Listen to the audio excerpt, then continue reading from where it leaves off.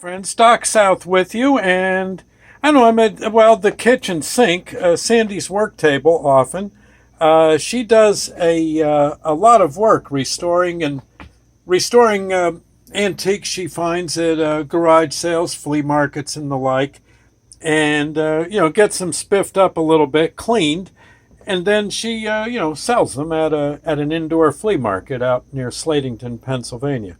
Slatington Antique Mart, I think, a very nice place. It's an old factory that's been renovated to be like an indoor year-round flea market. Pretty neat.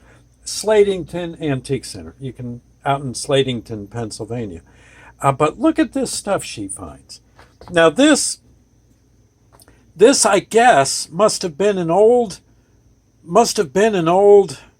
vent. I would think maybe for a kid's room. I could almost see it as a kid's room. I know if I was a kid, I would have liked this in my room. Got a giraffe, a lion, what is that, a zebra, elephant, bunch of plants or trees. Looks like I'm like Tarzan's tree house up there.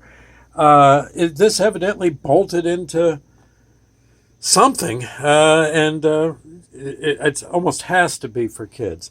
Looks like there might even be a bird there somehow. I'm not sure, but you get the idea. They really went overboard on the decorative back in those days. And I would imagine at great trouble and expense, too, because, they didn't have necessarily modern tools, but I guess they had patience. You've heard of patience, right. They're right there. That part probably needs to be brushed yet, but I'm sure before Sandy puts that on the market, all that it looks like a little bit of corrosion or maybe a little bit of some kind of deposit of calcium was there, but she'll make short order of that. And then look here, just an iron. By the way, this iron weighs about 800 pounds. I can't imagine, but look at even on that the work involved to make it decorative. I don't know. This must have been some kind of toy. It says the Monon Roit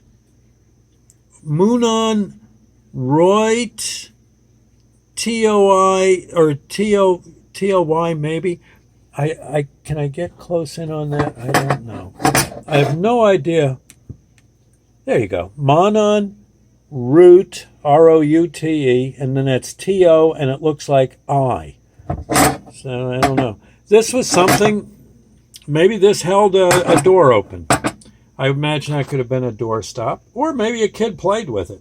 Good Lord, you could fight with it. I mean, the thing weighs about 2 pounds. By the way, this iron, I don't know, about 110 pounds. So, but now look at this, the piece de resistance. They thought of so much detail. They did details like crazy back then. I'm assuming this is probably something from the turn of the century to maybe the 20s. But look at that. That is just something that probably held a lamp globe together. Okay? And look at it. Look at that. All the stuff involved. We're lucky, a lot of times here, for instance, on a doorknob of modern times, look, nothing. Just plain, which is fine. And it'll serve its purpose and all that. Nothing wrong with it, I suppose, but you got that, and then you got this.